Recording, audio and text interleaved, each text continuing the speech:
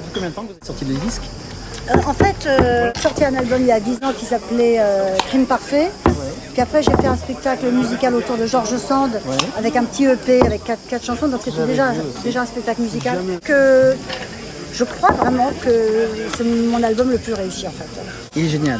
Parce que j'ai travaillé avec Jean-Louis Pierrot, qui est le bras droit, l'oreille gauche d'Étienne Dao depuis 30 ans. Ouais. J'ai eu des musiciens extraordinaires.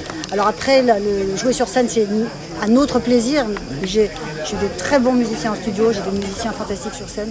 Et voilà, je suis non mais là, fière pour moi, je trouve ça incroyable parce que quand on voit toutes ces tournées, les années 80, etc., en fait, vous êtes carrément sur une autre planète. Je suis à cheval sur 2 planètes, je vais vous dire la vérité, parce que je fais un peu des tournées 80.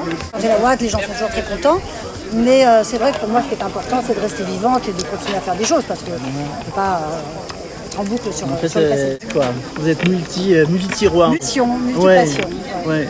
J'aime écrire, j'aime mettre en scène, j'aime jouer. Vous avez mis en scène, je crois. Oui, on a gagné un Molière avec Judith Magre en 2000 pour Shirley. Ah ouais, j'avais adoré ça. Que j'avais mis en scène et adapté. Et je fais de la mise en scène depuis 93 en fait. Oui. Essentiellement de spectacles musicaux. Pour moi, ça a été une autre manière de refaire de la musique. Et de mettre en scène la musique, j'adore ça. J'adore ça parce que c'est une question de rythme, c'est comme sculpter la musique avec la lumière, avec les... Voilà, j'adore ça. C'est marrant parce que moi j'ai vraiment un souvenir d'adolescence au départ. Je vous redécouvre en fait. Oui, bien sûr. Bah oui, parce que j'étais tellement marquée par cette chanson qu'après il faut continuer à exister comme artiste et continuer à proposer des choses et à créer pour retrouver sa vraie place quoi, en fait. Et que je me rapproche de plus en plus de ce que j'aime vraiment. Voilà, c'est vraiment ce que je raconte dans le spectacle. Et je pense que c'est bien d'avoir été un peu derrière pendant quelques temps pour vous. C'est-à-dire que c'est vraiment parce que j'ai fait de la mise en scène que ça m'a donné l'énergie de revenir devant. Ouais. Parce que je mettais en scène une fille qui est formidable, qui s'appelle Edwige Bourdi, et je lui montrais ce qu'il fallait faire. Et elle n'arrêtait pas de me dire « Ah, mais tu devrais le faire toi, tu le fais trop bien », avec son accent du sud-ouest. Puis au bout d'un moment, je me suis dit « Mais oui, c'est vrai, je devrais le refaire moi, tout ça, quoi ». Donc voilà, c'est ça qui m'a donné l'impulsion pour refaire mes spectacles. Et François Sagan, vous l'avez connu donc? Non, je ne l'ai pas connu, mais je l'ai rencontré tellement fort avec ses interviews. Là, ça a été vraiment une rencontre très décisive, parce que j'ai reconnu plein de choses chez elle qui me touchent beaucoup, et son humour, et l'amour de la littérature. Non, je ne renie rien. Ouais. C'est aussi même les blessures.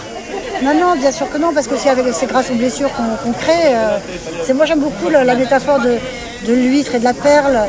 La perle se fait sur un grain de sable qui ne devrait pas être là. Voilà, on travaille sur nos failles, on travaille sur nos fragilités, on travaille sur nos souffrances, sur nos douleurs. On le sent dans le spectacle. Oui, je crois. C'est joyeux. Mais il y a quand même une petite mélancolie qui est là, dans certains morceaux. Vous savez, moi, j'ai vraiment commencé à écrire des chansons parce que j'écoutais beaucoup Gainsbourg. Et Gainsbourg... Et Barbara aussi, non? Barbara aussi, mais surtout Gainsbourg qui m'a donné envie d'écrire. Et Gainsbourg, toute son œuvre est là-dessus. Ouais. Toute son œuvre est très noire, très désespérée sur l'amour.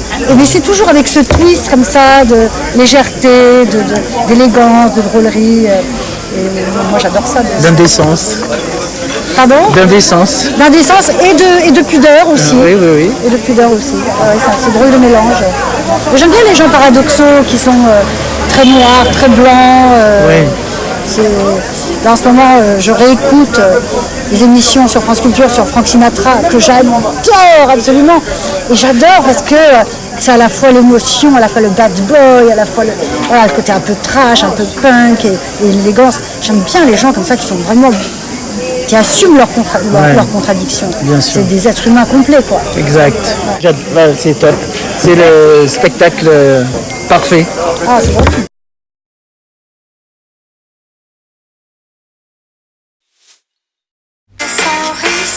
Bourré de cette molécule fatidique, on m'a dit c'est